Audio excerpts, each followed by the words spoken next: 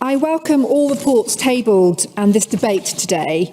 Equality between men and women is recognised as a principle in international law, articulated by the United Nations from the 1948 Universal Declaration of Human Rights onwards.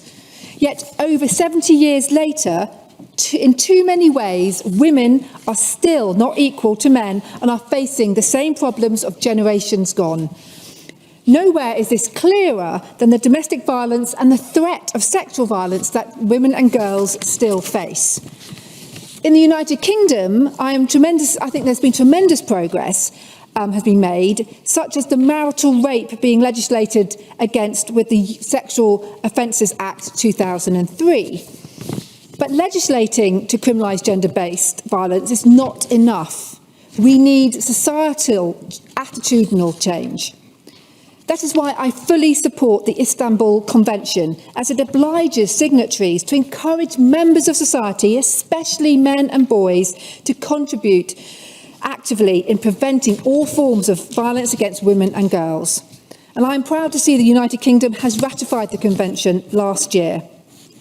Nevertheless, we must never rest, and we must continue to act to protect women and girls in every way.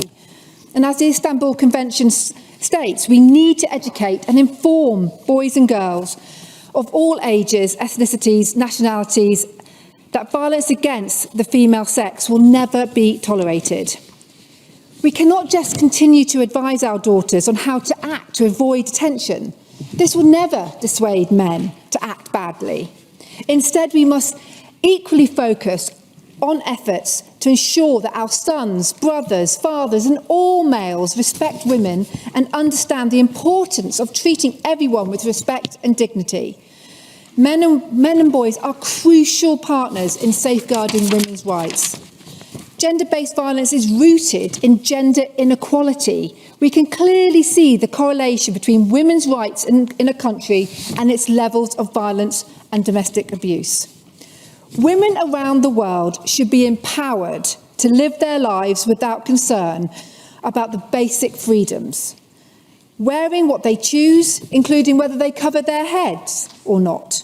And I take this opportunity to salute the brave Iranian women and their men for standing up against the tyranny of their own government.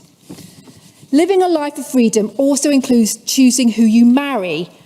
Forced marriage is a human rights violation, and we must stamp it out where it exists. I can conclude by urging all nations in the Council of Europe to send a clear message to the whole world that women's and girls' rights are human rights and must be protected.